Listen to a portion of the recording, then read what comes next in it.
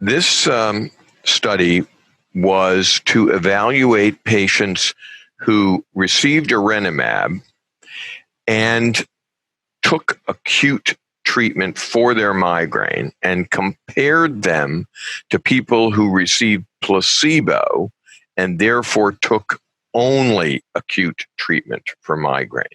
So it was a way of evaluating whether patients might do better if they were on prevention with Erenumab and were using acute medicines rather than not on prevention but on placebo and using acute treatment. And we used two studies. We used the randomized control trial, the STRIVE study, which was published in the New England Journal with Peter Goatsby as the senior author in 2017. And this was a 6-month double-blind treatment phase trial of Erenumab or 70 milligrams or 140 milligrams compared to placebo in prevention of episodic migraine.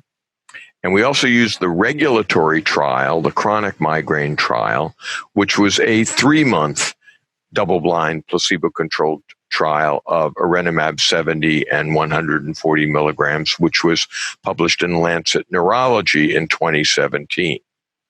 In the episodic migraine STRIVE trial, patients were randomized 1:1:1 to placebo or Erenumab 70 or 140 milligram, while in the chronic migraine trial, they were randomized 3:2:2 to placebo or Erenumab 70 or 140 once monthly for 3 months.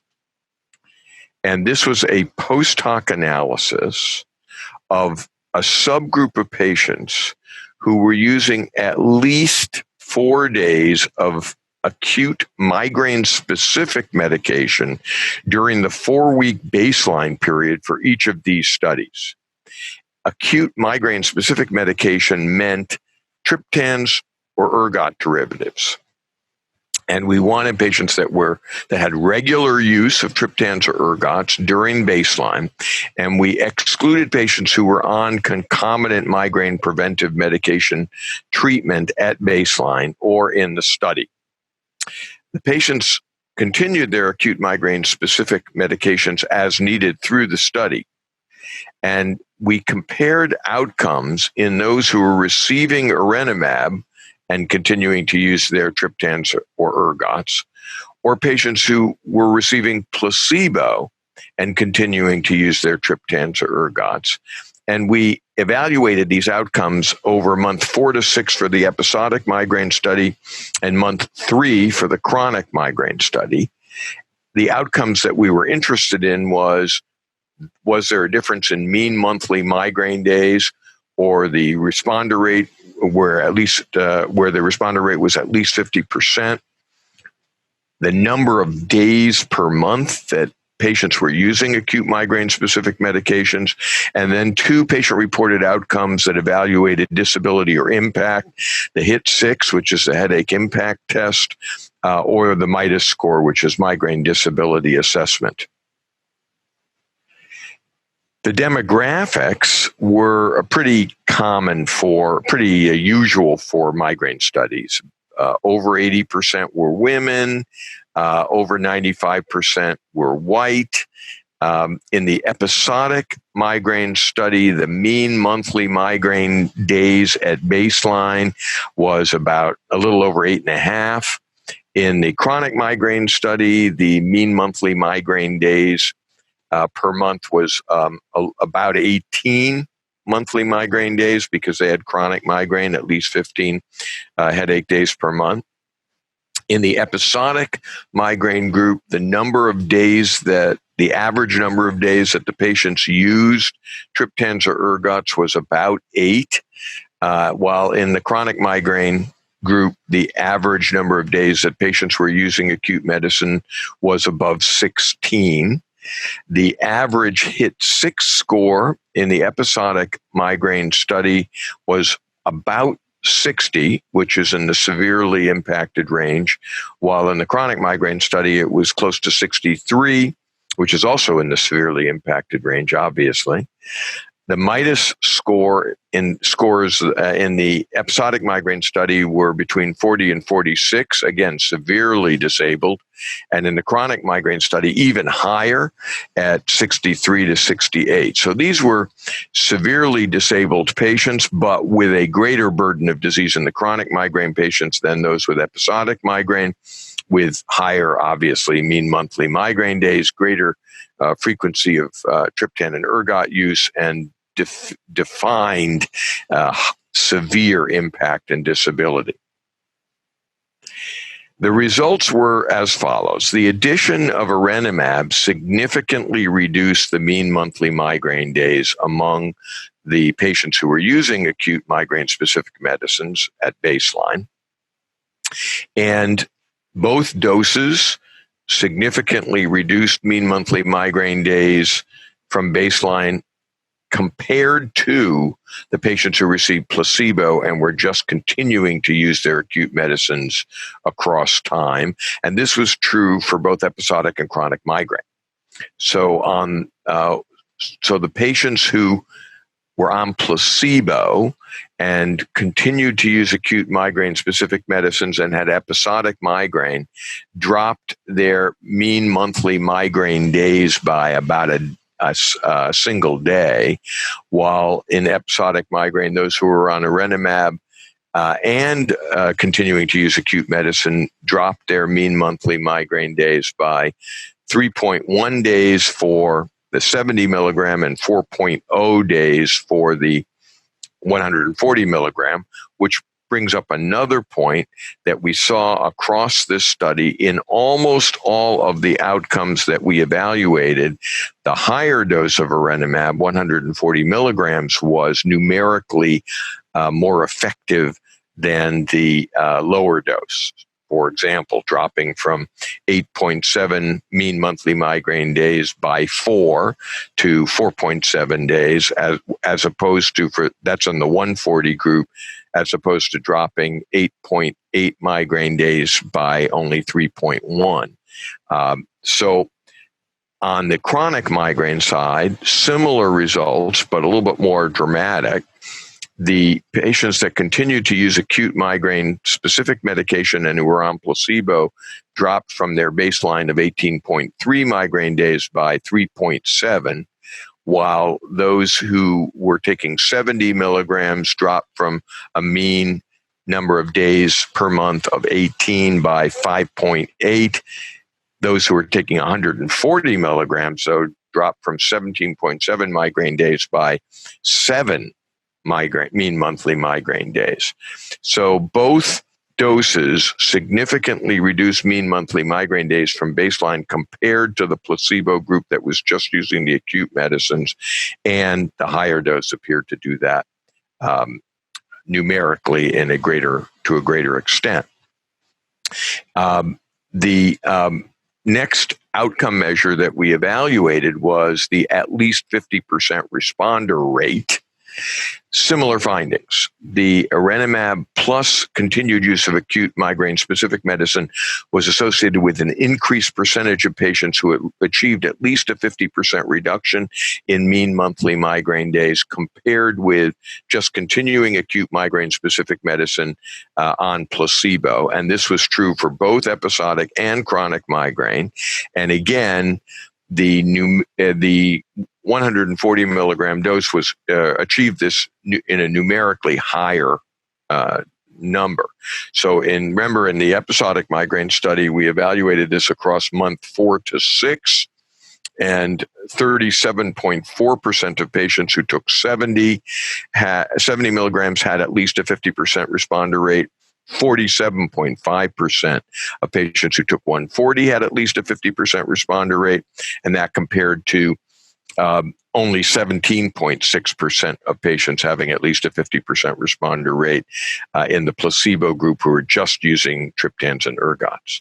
On the chronic migraine side, similarly, the 140 milligram resulted in at least a 50% responder rate in 41.5%. The 70 milligram and 33.6%, and the placebo with just acute medicines 18.5%. Those numbers are a little bit lower than for episodic migraine because the patients have more disabling headache. I think they're a little harder to treat, but similar results though with odds ratios that really look significantly different, although one can't do the although this is a post hoc analysis. So if one looks at the statistical likelihood of having at least a 50% response compared to just being on placebo with acute medicines, it's over 2 times more likely to achieve that responder rate with the 70 milligram, and 4.5 times more likely with the in episodic migraine with the higher dose, and over 3 times more likely with the higher dose for chronic migraine. So these are pretty significant odds ratios comparing what happens with placebo in patients just using triptans and ergots. We're interested in reducing the amount of triptan and ergot use, that is, in reducing monthly acute migraine-specific medication days. And again, what happened was that the Erenumab group reduced the number of days of acute migraine-specific medication in comparison to the placebo group that just continued to use their acute medicines. And again, numerically, this drop was higher in the 140 milligram than the 70 milligram group. So on the episodic migraine side, remember the average number of acute migraine-specific medication days, or days in which the patients took triptans or ergots, was about 7.6 for the placebo group, and they dropped only 0.8. While it was about 8 days of use for the Erenumab group, and they dropped 2.7 days in the 70 milligram group and 3.5 days in the 140 milligram group. On the chronic migraine side, remember that the number of days they were using triptans and ergots would actually meet ICHD-3 criteria for medication overuse, with 16.8 days in the placebo group and over 16 days in the Erenumab group. And the drop was about 3 days in the placebo group that just continued to use their drugs, but 5.6 days in the 70 milligram group and 6.7 days in the 140 milligram group. And I would point out that if a patient dropped from 16.2 days of triptan or ergot use by 6.7 days, that would put them under the medication overuse threshold that the ICHD-3 sets at 10 days per month. That is very helpful information in terms of being able to get patients out of medication overuse and move them to non-overuse. Suggests it's more likely to that would occur with the 140 milligram dose. Finally, looking at the patient-reported outcomes, the HIT-6 scores again dropped dramatically in the Erenumab group compared to the acute medication-only group. And the differences were 6.7 for a drop of 6.7 from about 60 for the 70 milligram in the episodic migraine group, a drop of 7.5 for the 140, again from about 59 as the baseline, compared to a drop of only 3.8 from 60.1 in the acute medicine only group, talking about the episodic migraine group. And then in the chronic migraine group, again, the drop is quite significant and numerically higher in the 140 milligram. They don't drop quite as much on the HIT-6, and they start from a higher point because they are more disabled, but compared to just being on placebo and using acute medicines, it's statistically significantly different. So the 70 and 140 milligram both significantly reduce the HIT-6 scores from baseline versus just taking the triptans and ergots only in both episodic and chronic migraine. And the last patient-reported outcome that we evaluated was the MIDAS score. Erenumab 70 and 140 milligrams with continued use of acute medication significantly reduced the MIDAS scores from baseline versus the placebo-only group who were just continuing to use acute migraine-specific medicines. And this was true in both episodic and chronic migraine.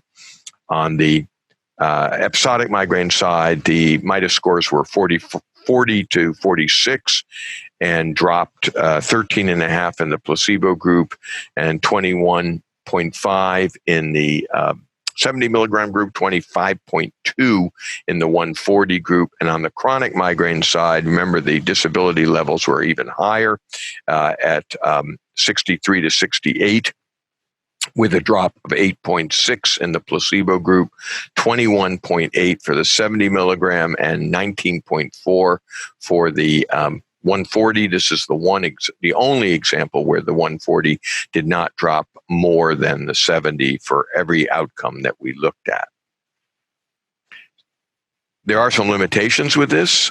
Neither study was designed to compare treatment modalities, and we can't be sure that triptan and ergot use follow a similar pattern and frequency of use in both groups, despite the similar number of acute migraine-specific medication days at baseline. Although the placebo arm served as a surrogate for an acute treatment-only paradigm, there may be still effects of the placebo interventions that are not taken into consideration. But I would point out that the treatment effect reported here is likely to be underestimated if you consider that there are potential preventive effects from the placebo intervention. The clinical relevance must be carefully considered because the endpoints of the analysis were preventive therapy goals rather than acute therapy goals. So use of an acute therapy early in attack, which is consistent with standard of care, automatically considers that episode to be a migraine day, despite not being certain that an attack aborted by acute therapy would have qualified as a migraine. And that may potentially inflate the mean monthly migraine day endpoint. But I think both of those points, the fact that there is a placebo preventive effect and the fact that we're using triptans or ergots as a marker for a migraine day, actually suggests that these differences may be greater than we're reporting. In conclusion, this post-hoc analysis of acute migraine-specific medication users from 2 pivotal episodic and chronic migraine trials demonstrates that preventive treatment with Erenumab plus continued use of triptans and ergots as needed significantly reduced mean monthly migraine days and acute migraine-specific medication use when compared with those who were on placebo and continued to use their acute medications only. The percentage of patients who achieved at least a 50% reduction in mean monthly migraine days was significantly higher in patients receiving Erenumab plus using their acute treatment versus those receiving placebo and using their acute treatment. And the measures of disability, HIT6 and MIDAS scores, were also reduced by preventive treatment with Erenumab plus continued use of acute treatment versus just continuing patients with acute treatment on placebo. So in patients already using acute migraine-specific medications, the addition of effective prevention with Erenumab to the acute treatment appears to be associated with clinical benefit compared with acute treatment only. And I would add that for almost every endpoint we looked at, the 140 milligram appeared to do this better than the 70 milligram, although the studies were not powered to specifically compare those doses. But I think that has some clinical implications.